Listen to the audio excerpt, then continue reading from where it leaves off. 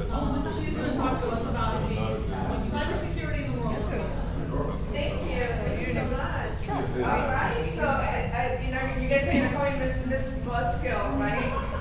It's AI apocalypse, mitigating unintended cybersecurity consequences. So I have a question. So to err is human. So raise your hand if maybe there was a party for somebody and it was supposed to be a surprise party, but you ended up telling somebody and then you ended up ruining the party or something like in that effect. Has that ever happened to you? Or empty school. Right? Everybody that's happened to, right? But to really pull things up, it requires a computer. So what if you put that on social media and then instead of you kind of messing up the surprise party for a few individuals, then you ended up messing it up for a bigger audience, right? So show of hands, right? And on top of that, true disruption really requires AI, right? So in that effect, if you told the AI database something you weren't supposed to tell it because it's confidential information about your job, again, that's sort of unintended consequences. You didn't mean to do something that perhaps you didn't know was bad to do, and then you just have to make sure that you're careful as to what you can or cannot do. So basically, that is what we're going to be talking about today. So I'm going to do a little bit of an introduction in the beginning. Then we're going to talk about AI effects on cyber attacks. So the idea is to talk about what the executive level sort of wants to see on reports, right? And those reports would want to outline the amount of risk that is able to be given in certain organization. We talked about an app, right? So if we take it to the next level, it's like we would want to show a report on that application as to, okay, well, you can do that, but this is the risk that you're willing to take. Are you okay with that? And in order to come up with that risk, then you would want to have rules in place. So, if you allow this, then you don't allow that. So we'll sort of dive into that, and then we'll have a hands-on exercise as well. So we'll have a way in which you guys can leverage ChatGPT or Gemini or whichever your favorite AI bot is to come up with some rules to just sort of put you in the mindset of a cybersecurity specialist. So I'll also do a demo, and then we'll have a workshop. So that's pretty much it. So a little bit about me. So Tatiana Montenegro. I'm a Florida native. So I went to Wildwood Elementary School. That's sort of like horse country up in sort of central Florida. And Braddock, as well as the University of Miami. So I've been in the technology industry for about 15 years now. And I started my career at Citrix, so just across the street over here. Then moved over to Santa Barbara with Citrix Online, Cisco, VMware as an engineer, Palo Alto Networks, and then now I'm at Juniper Networks. So, and I love AI. So, talking about AI as well as cybersecurity, and AI for networking as well as networking for AI. But before I get started, I kind of want to tell you guys a story. So raise your hand here if you've heard of a term, cyber attack. So most of you guys have heard of a cyber attack. So I'm going to tell you a story about sort of my experience with a cyber attack. So I was an engineer a few years back, so maybe 2-3 years ago now. And I used to cover the Caribbean, right? So that sounds like a dream. I can think of it as like, oh, beaches and a great time and tanning, right? But in my case, I was able to help a customer through a ransomware attack. So what happened was on a Saturday morning, I got a message on WhatsApp, and basically my customer's telling me that they cannot log into their environment. And everything's locked up, they don't have access to any applications. They're a telecom provider. It's public information now, so I can talk about it, but basically they weren't able to access any of the information for, imagine like your cell phone company. You can make as many calls as you want. You'll never be billed for it because, if you have an issue in which you can't bill your customers, this happens, right? So sure enough, had to hands down come in, bring everybody from the team on a weekend. I think it was a long weekend because usually these things happen over long weekends. And we had to pretty much rebuild the network from scratch. You know, at the time, they didn't have a backup in a way that we were able to we had to sort of replicate everything from the beginning, right? So rebuilding everything, as you could imagine, it was more on the virtual machine side, but it just took a lot of time, a lot of people, a lot of effort to over 2 weeks sort of recreate everything. And during that time, they lost millions of dollars. As I mentioned before, they weren't able to bill any of their customers. They weren't able to generate an income, and we had to sort of rebuild everything without knowing if what we were rebuilding, like how long the bad actors have been on the network, right? And then, so it makes you think about, okay, well, this happened, you know, I used to work there, so let's just say Q2 of 2022, right? And ChatGPT was released in November. So if you think of sort of that example, that happened even before ChatGPT sort of was existent, right? So just to give you a frame of reference, just imagine if that happened before, imagine just how much more bad actors are able to do with AI.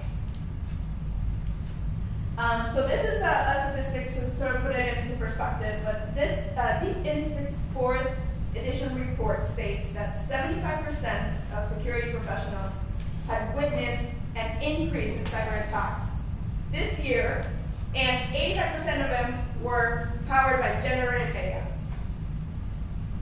So we'll sort of let that sink in for a minute. So it's a large percentage of cybersecurity professionals have said that they've seen an increase. And I gave you one example, so imagine that multiplied so many times more. And that's what we're seeing now with AI. So what is it exactly? Like sort of like how does it all happen? Like how do bad actors use these tools, or like what do they do, right? So last year when I was here, this is a conference that's our second year talking about AI. And I was talking about sort of what we were when it came to frameworks, right? And as far as like, okay, what is the government doing to sort of secure AI, and what is it? And that was sort of the topic of my conversation last year. This year, I'm actually breaking it into what the cyber exploits are, right? And I'll go through each one of them one by one. So we'll go through each one of them and talk about it a little bit. I'll make it a little fun, so it's not going to be all doom gloom. But the social engineering, malware, deepfakes, brute force, automated attacks, cyber espionage, ransomware attacks, and IoT attacks. So that's sort of like one example. So we're going to start with social engineering. So we've been in the topic of movies, right? So we talked about, Pinocchio, and then we had Wicked, right? So anybody watch Beekeeper? My God, well, you guys have to go home and watch Beekeeper. I'm just saying, but that is a great movie if you want to sort of like understand cybersecurity in the modern world. It's just like, go home, watch Beekeeper. I'm usually not into shoot 'em ups, but this is just such a great movie. I love it. But anyway, what happens so imagine in the movie Beekeeper, there's a call center. So, you can use AI even for a call center. That people can pick up the phone and they believe that they're talking to a human being, and it's not a human being, it's actually AI, right? It happens, right? So imagine a call center, and then the target in the movie is older people, and basically they're trying to get them to agree to a virtual session in which they end up clicking what they're not supposed to click, and then boom, they take away, they take all their money, they find out their passwords, and then they're able to go into their accounts and then extract all their money, right? So that is, again, a movie, but it happens today, right? So social engineering, how do I get somebody who may not be knowledgeable about technology to share their username and password? And if they have a username and password for one thing, maybe that's the same username and password for everything. So, once you have that information, how can you leverage that if you wanted to do bad, right? So sort of these things happen. So my husband told me to put this slide in there, but so it'll make sense once you go home and watch the movie. But it's I'll just read a few. So I'm a beekeeper. Sometimes I use fire to smoke out pernets. And then my favorite, a jar of honey. Who are you? Winnie the Pooh. But again, it won't make sense unless you watch the movie. But anyways. But that is, so social engineering being the first one that we talk about. Malware. So we've all heard about malware, right? You go into a website, you download something that you're not supposed to download, and it ends up going into your system and then maybe breaking something or extracting data or doing something that it's not supposed to. We've heard of it before. It has been around for a while, but what's the difference now is actually polymorphic malware.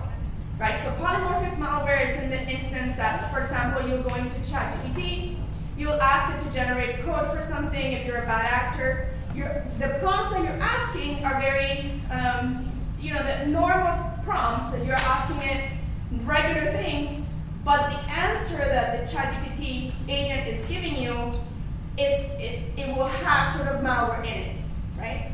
So in a way, it's polymorphic, meaning maybe if you have AI, if you have like an endpoint system, or if you have something that is able to block that, they may not be able to detect it, and that's why they call it polymorphic, because it moves around so much that maybe it didn't look malicious, but it's actually very malicious, and then it's able to sort of infect the machine, right? And then it's changing all the time, so you just don't know, and you just have to kind of be aware. Deep fakes, this is actually made the news. So there was a finance worker who paid $25 million thinking that they were talking to a chief financial officer for a company, and it was really through a video call, but it really wasn't them. It was a fake. It was a deep fake, right? So creating video that appears so real that you think that it's somebody else on the other side, who is a CEO of a company, but it's really not real. It's not them. It's something that was pre-made for you to kind of fall in the traps, and then you're able to sort of extract money that way. Brute force attacks. So I think this happens a lot, in which the bad actors come in and they try to log in, use the login and password to try to get into your system, and they try different ways to do it, so that now there's a lot of two-factor authentication as an example. So then they'll try to bypass that, or they'll try to kind of like push so much of it that you get sick of it and finally say yes, authenticate, and then they're able to get in, right? So just forcing them their way in.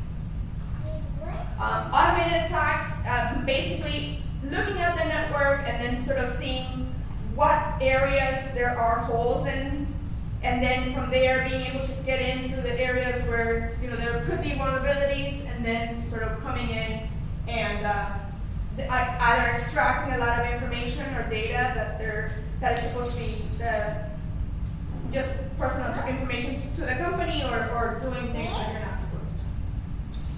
Cyber espionage is generative AI that is basically that extraction of data. So sort of going back to my example of the ransomware attack that was experienced in the Caribbean, sometimes when these bad actors go into an environment, they may pretty much sit there for a long time, and you may not even know that they've been there.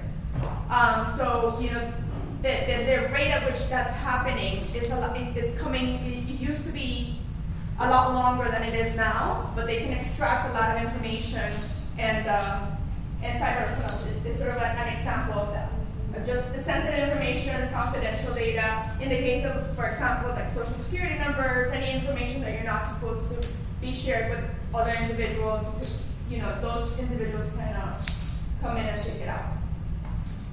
Back to my example on ransomware. So just to sort of reiterate, a ransomware attack is basically, I have your data, and if you don't pay me X amount of money, then I'm not going to give you your data back. They have made rules in which a company has to report if they've received, if they have to report to just to let pretty much like to make it public that they're sort of experienced a ransomware attack within 24 hours of when that's happened. Before it wasn't something that they could, they didn't have to sort of report it. Now it is mandatory, and then depending on if it's a state agency, you're not supposed to pay. I mean, sort of like the best practice is basically like if you pay, then you become a bigger target, because it's just pretty much, hey, this person was able to pay, so you'll get targeted again. But the idea is, a bad actor will come in, they will encrypt your data, and then unless you give them money, they won't give it back to you. IoT attacks, we also had sort of a presentation on IoT. So IoT devices, so we see them everywhere here. They're very friendly, so they like to talk and sort of like give all the information, kind of like the robot, right? My IP address is 12345, right?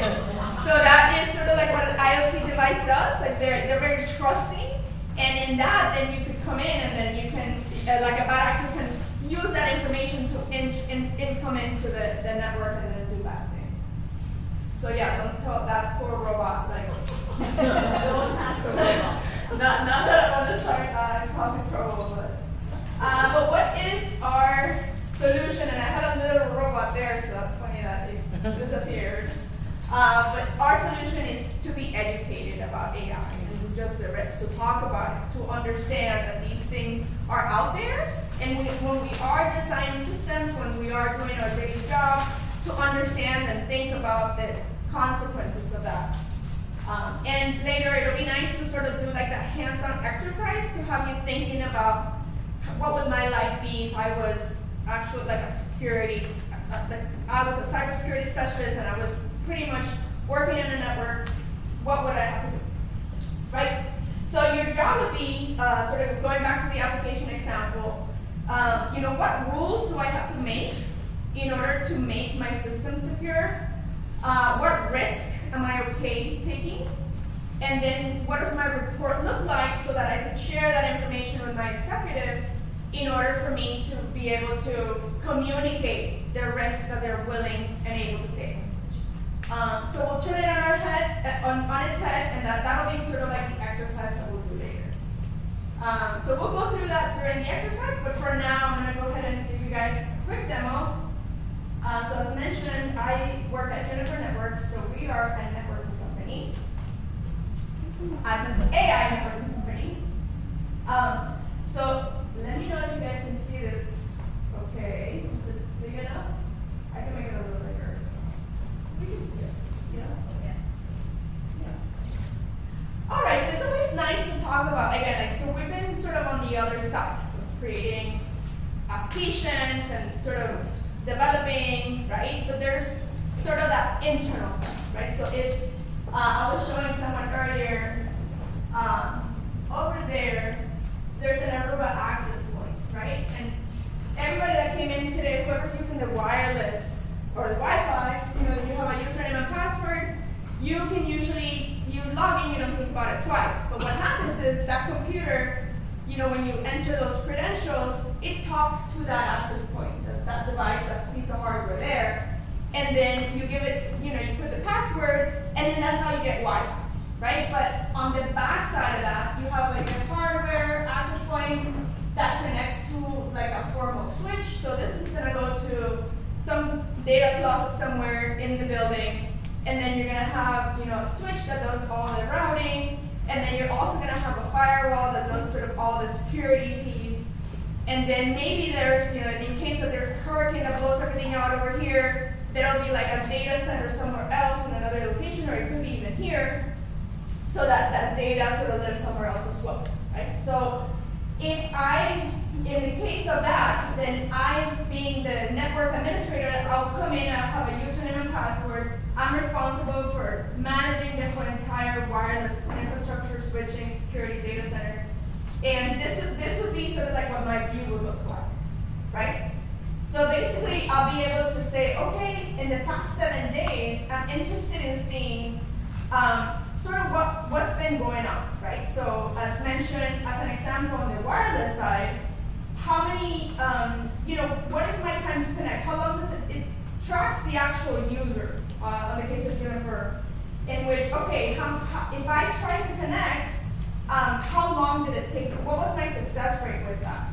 How much success did I have when I'm trying to connect? Was it, because sometimes, you try to connect to the wireless and it could be that it's an authentication issue, like you're putting the password incorrectly, or you're doing something that it's not really the problem of the hardware, but it's maybe a user error, right? So if the session was not successful, why was it? Was it because it wasn't associated? For the most part, as you can see, like there's an authentication issue, right? Putting the wrong password or something like that. As far as coverage, is it covering everybody that's trying to connect? When you're roaming, if you're walking around the computer, are you able to sort of not disconnect from one device to the other? Are you able to get the amount of throughput capacity and sort of the health of the access point, right? So what does that matter? Basically, I'm able to sort of say, okay, if I'm on the wireless, and I have a Teams call, as an example, how many minutes of that call did I have that were successful or unsuccessful, right? So it'll be able to measure that. So in that case, then what matters is, okay, so out of all of the things that are happening in my network, I have my wireless, my switching, my security, what actions do I have to take? And this is sort of where AI comes into the network piece and it's able to help. Because it's able to say, hey, out of all of your whole entire network that you have, there's, in this case, like 436 things that you need to do to be able to fix it. So in the case of a layer 1, meaning just the cable layer, it seems to be that there's a cable that's disconnected somewhere. So it's able to read that and give you that information. It's able to also tell you if there's any connectivity issues on the wireless side, like if there's any coverage holes or if there's any issues with the coverage. From the switch side, it's able to give you sort of like if somebody has like a high CPU, like if you're using too much data, too much information.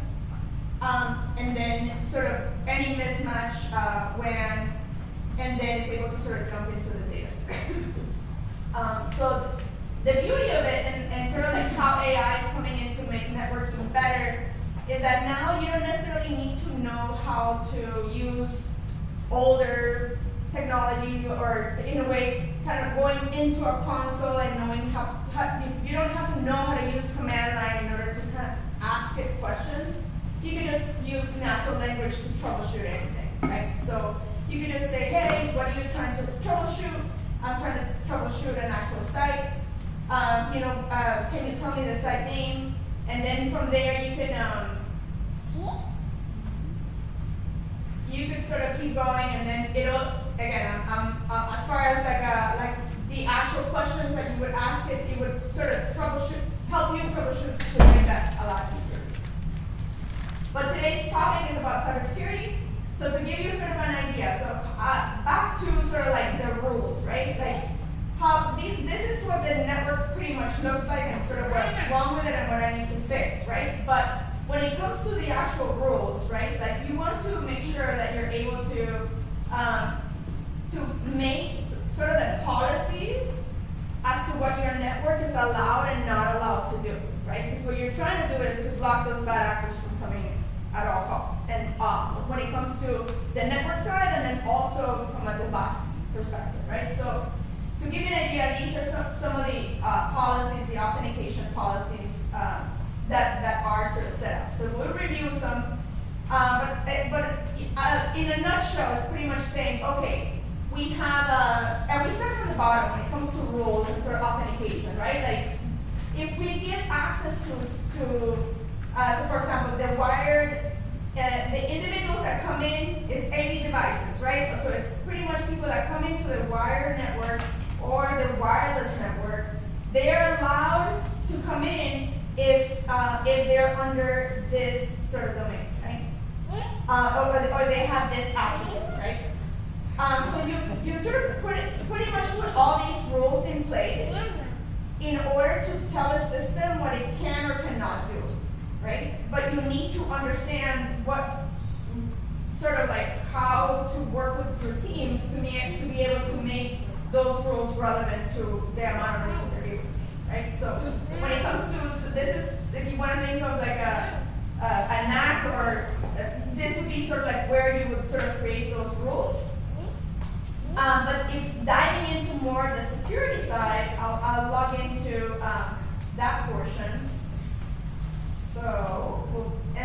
we're gonna have sort of a hands-on exercise in which you guys are gonna create some rules. So I'll set it up. Okay, so then now we're on the security side, right? So to give you an idea, this is what our threat map looks like, right? So this is to show that it's real, right? So what happens is you see all these different countries that are trying to do, this is the network that I was showing before, right? The same network that's out of, our demo network that's out of California, Santa Clara.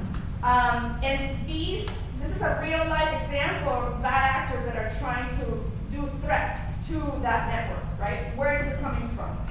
So as you can see, this is real time sort of people that are trying to do bad things, right? In other words. And in order for you to, it's just knowing how to make the rules in the way that you need to make them in order to not let those bad actors in. Obviously, the one time that they get in, they'll be able to do terrible things, right? So this is an example of what that looks like. So again, in order for us, so the most important thing here is to make sure that those rules are created in the way that makes sense, right? So what we just saw, as an example, okay, there are some countries that maybe we're not supposed to, like we don't need to be seeing information from those countries, right? So this would be sort of an example of a rule that was created for that.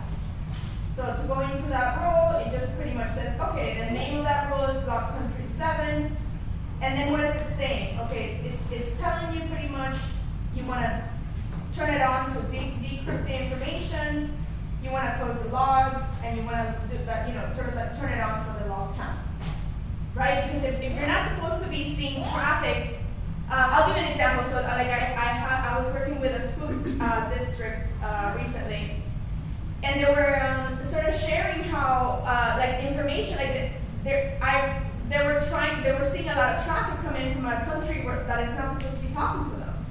So it's like, obviously with our system, they were able to sort of block that data, that information, but it's like, okay, if you're a school district in Georgia and you're not supposed to be talking to anybody in,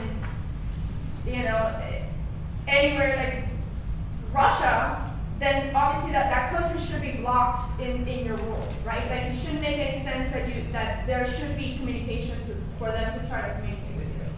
And that would be sort of like one of the ways that those rules would be created. And then I'm going to say no here because nobody wants my rule to be added. And then I'm going to go into more of the reports.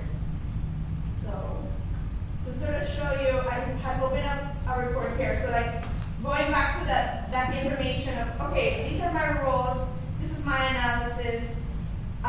These rules, as an example, are redundant, so like they sort of like replicate one, like they're very similar to each other. These are, are shadowed, and then these are, they need to log in or be disabled, right? So it'll sort of give you an idea, so okay, how can I evaluate my rules so that I think about what I am asking the system to block or not to block, what to deny, what to allow, and what order it should all go. So now we're going to put it into action. So I'm going to give you guys an exercise. So I have an extra credit. This is the extra credit. I know. Where did it go?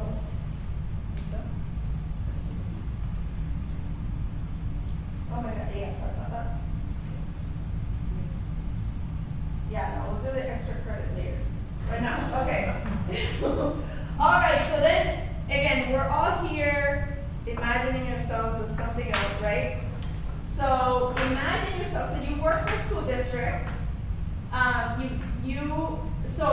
your title, you're an information security specialist, right? So meaning you are the one that manages that dashboard that I was showing earlier, right? Like that's your responsibility. And you have to think about that, okay, kind of like a school similar to here. You have students that are trying to get into the network, so you have to allow them to come into the network. But in a way, you gotta also be careful because the students are To get better grades. Right? So you gotta give them access to the network, but you also have to block them additional access so that they don't do anything harmful to the network, right? And then you also have teachers that come in and they need to access all of the applications. So also on top of the students trying to do bad things, because they're trying to get out of testing and all this stuff, right?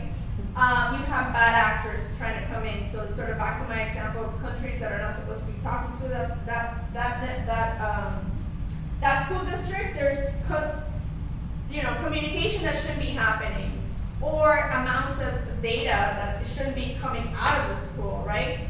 Like I ran into sort of a situation that they thought it was a university, but it was a bit like a student was trying to mine Bitcoin using just using the resources of the right. So like how do you block that? Because you see a ton of information like data being used. You're not like, if you have one user that's using all this information, like you're not supposed to be using all that, right? So anyway, so then you have bad actors, you have students that are you need to access, give them access. You have teachers, and then so your homework is how would you create a rule, right?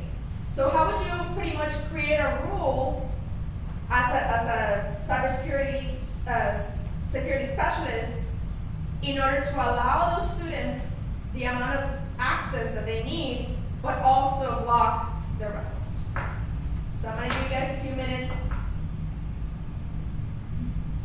I think you probably already finished a little.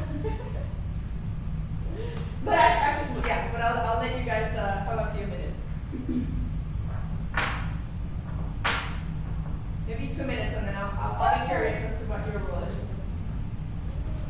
I'll pick on you first.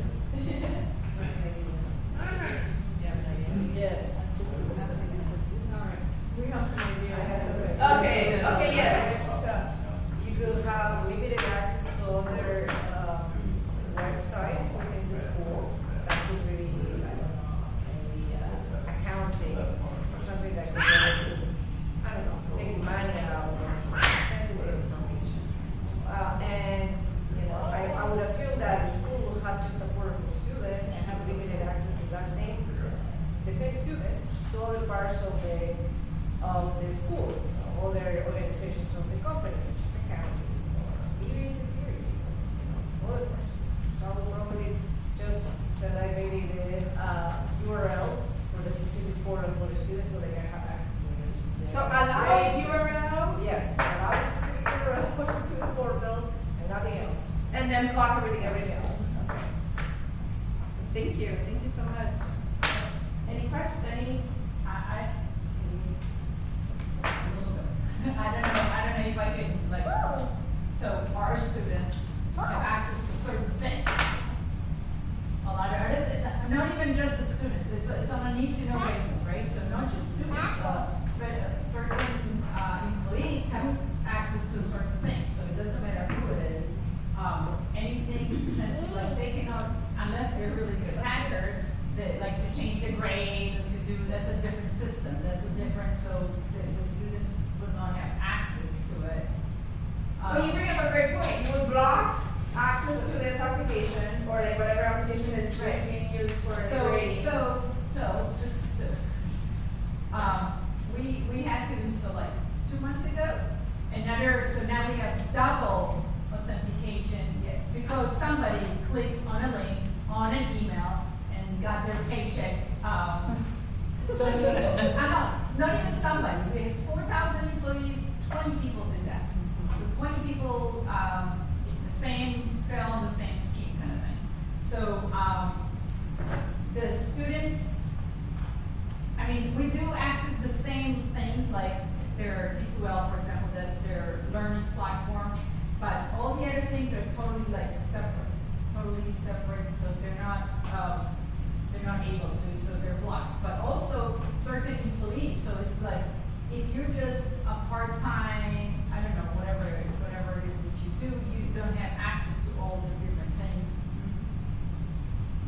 a lot of different systems too, like, so we use Workdays for this, we use this for that, you know, like, there's a few million different things that, sometimes it's good that they're separated, it's aggravating, but this way, if something happened to one system and this is not, Again, and they don't have access at all. yeah, no, so there's no way for them to access to that at all.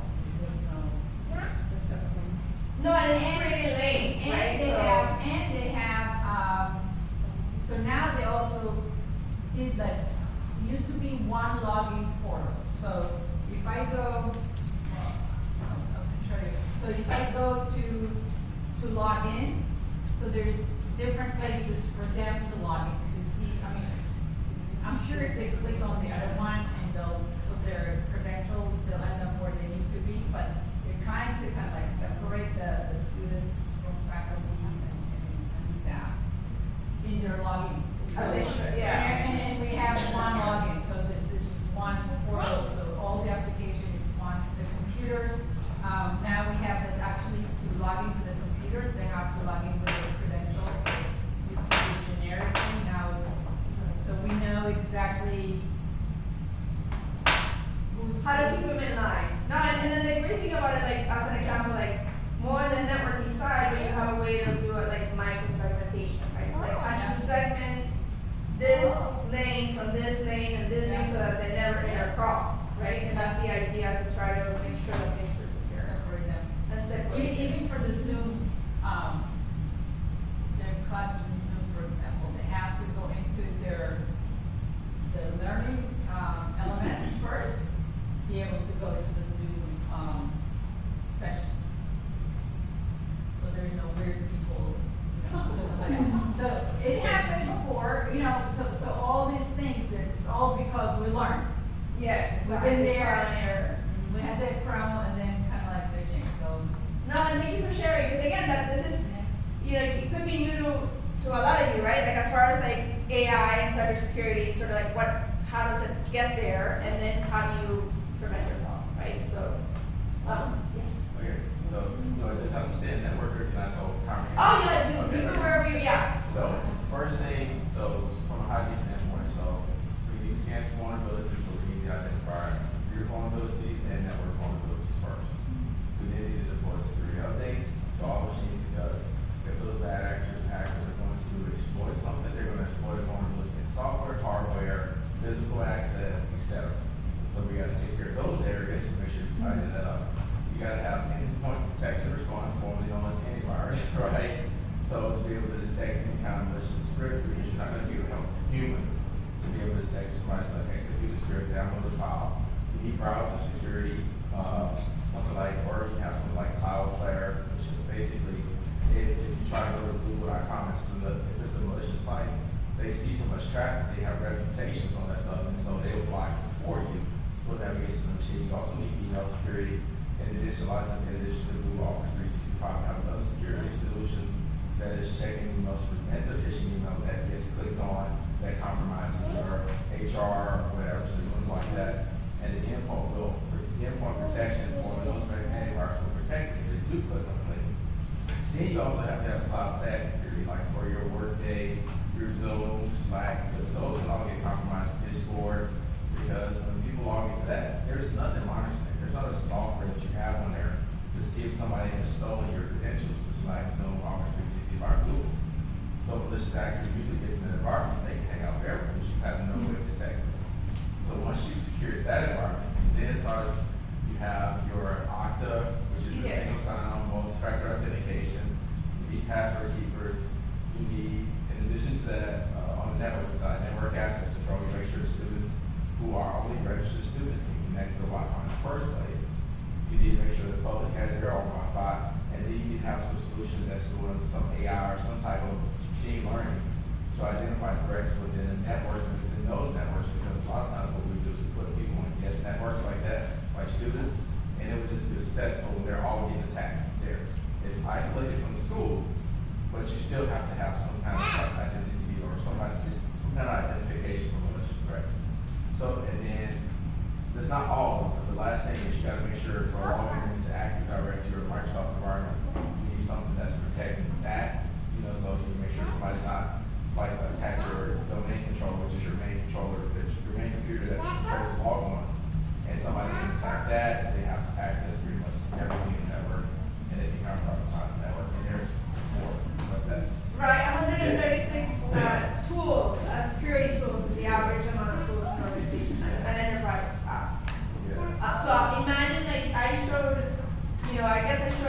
people that manage wireless security, right? But that, like, imagine that times 136 that you need to manage on a consistent basis. Thank you so much for sharing. So, you guys, it's like, you guys ever think about this? No? But it's like, imagine how complex, and I'm sure that you could have kept going too. Because it's, the cloud security. Oh, it's nuances, like little things in the school that little programs on this department uses, stuff like that. Oh, you need the cloud. Cloud security. Oh, cloud, yeah, okay. Like cloud security. So Yeah. when it comes to cloud, and this is actually really important because sort of like where the areas where everyone lives, you have like in the cloud, if you have a shared responsibility model. What that means is, okay, I move all my workloads to the cloud, and then my life's gonna be great, and it's gonna be so much cheaper. No, yeah, you're gonna move things to the cloud, but then like you also, it's your responsibility to secure the data that you're moving there. Like it's the Googles and the Azures and the AWSs of the world, they'll take care of some aspects of it, but you need to secure that information. Like it's your responsibility, and if you just move it and hope you think it's gonna I'm getting rid of my data center and nothing is gonna happen later. Like no, all of that has to kind of take effect, like all the security type of So stuff. they have like a managed service for security once you get it in the cloud? Or you have to get another company like you? It has to, like, you have to think about the security aspect of moving the workloads to the cloud. Like, that's not per default. Like, yeah, it's a shared responsibility model. Like, they're responsible for, hosting it, but they're not, like, if somebody tries to hack it, you're responsible for the security piece. That's when you need for accounts. Yeah, exactly. And there's a lot of different vendors out there as well. It's just like having the knowledge of, hey, if I'm doing these things, like I gotta think about that their security has to be top of mind. Like it's just important for me developing an app, right? And like you talked about, okay, it's hosted, right? So you don't think about it as it's hosted. But if, for example, you were hosting it in a separate place, then you want to make sure that wherever you're hosting that database or whatever information when you're making the app, that's secure, right? And then and also that it's a good user experience because if it's, you're securing it, but you're putting so many rules in there that the lag is too long, you want to kind of play with it so that you don't, they have a good user experience as well. So thank you for that. Yes. Well, it's also talking about data and security. Yes. Data at rest and data that's in transit or at work, based on what you need. So you need to control that. The other aspect of it is you have to look things from the top down, from a risk standpoint. It's not because it's cloud, it's not because it's IT, it's because you come from the risk down, and there's compliance frameworks like NIST Yes. that require for you to secure certain things, or the CEO and the CFO are liable if the company is public. Okay, so it's not just applications or environments; it's the appetite for risk, the exposure of risk, and so you have to also integrate other teams like legal, risk management, all kinds of things. Yeah. It's not just the Okay. application. And thank you for that, because last year we talked about that NIST framework in AI. So as far as like an AI, like they had sort of a draft, and I know that they, as far as like that's moved so fast, right? But it's just how that framework was sort of generated from more the on-prem side, not sort of like what AI has become. So thank you for that, because that's. Yeah, the thing I was going to go to also is NIST is an open framework. You can register and receive documents and give your opinions, so you can get more involved with it. They need a lot of involvement too. I review some of those things on AI, cybersecurity, and certain things, but very few people get involved. And all those documents, all those calls for review are very important to see if this applies or doesn't apply or whatever. And there's a time to reply all these things, but it's part of the NIST organization is to make sure that people get involved. No, but thank you. Thank you. Anyone else?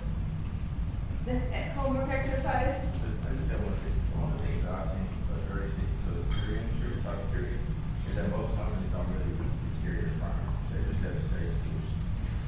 It takes a lot. So a rule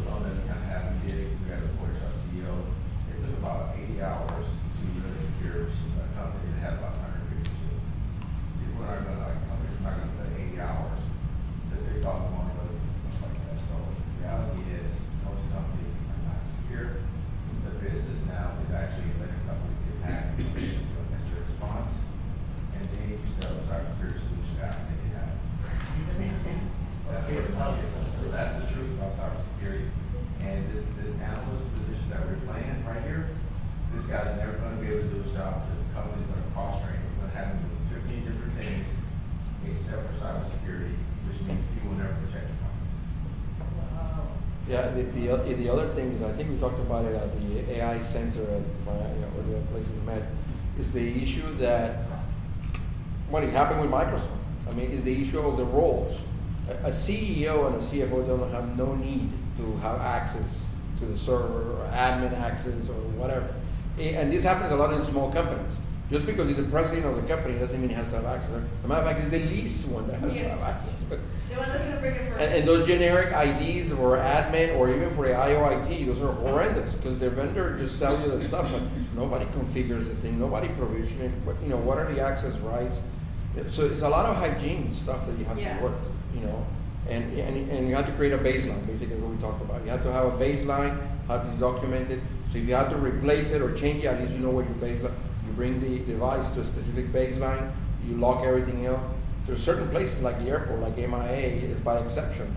Everybody's locked out unless you're required to do certain things for a period of time. So certain applications are like that because they don't trust anybody or anything, or the persona they call it right now. It's many people work in many different places, or they're virtual. Today they're here, tomorrow they're there, and so you have to ask the question, why are they logging in from here? And so there's a lot of things Why that is happen. that brand trying to get into Those rules that you talk about, they're not fixed. They're very, very- esoteric. Yeah. There's salespeople that work for 2 or 3 different. I mean, it happens on the BI side or data. I think we had an event also where the same person is 3 different territories because now they don't work in the place. They maybe borrow between 2 areas to close a deal, And so it's like, so who has access to what? What do I give them access to? And when you look at a commission report, it's no longer east and west. He works for both. You're like, what are you talking about? But since it's virtual, the guy could be in Alaska in a ship, but he's doing 2 separate transactions, and he needs to get paid his commission. So it's not I'm pretty sure the same thing happens with your accessing and your rules and everything.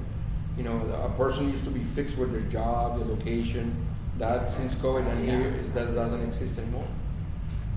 Or it could be abroad. It could be somebody in India coming in, or somebody the places they use some contract to come in. So it's very difficult. Very Esoteric. fluid. But back to the question earlier, where will the jobs be? I think that's sort of cybersecurity. There's a lot of ways that you can go on the cyber side and sort of like how you can help companies and to your point. Right. So from here, I think I had this one more. Last beekeeper quote. You gotta take care of the hive, right? You gotta just, you guys are my hive, right? I gotta make sure that you're educated and knowing that yes, AI is really cool, but there's so many different things that you have to take into consideration. And right now on this learning journey, it's like AI is so young. It's not even a toddler, right? It's like, so imagine,